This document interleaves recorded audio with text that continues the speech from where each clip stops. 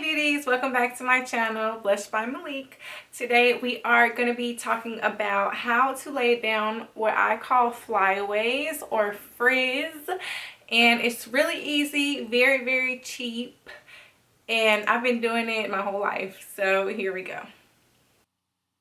We only need a little bit. Here I'm showing you exactly how much you need, even less if you have shorter hair.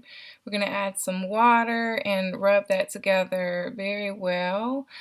And then we just rub the little flyaways down. Tell them bye. I like to rub it through my hair a bit just to kind of straighten my hair if it's trying to go different places and such. It just makes it look a lot nicer and sleek.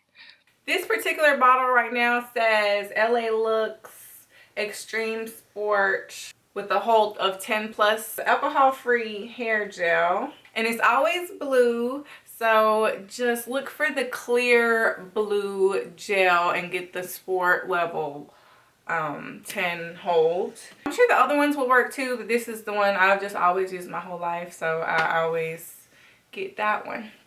I think it's for like making like mohawks and stuff if you want to do that. It works really good.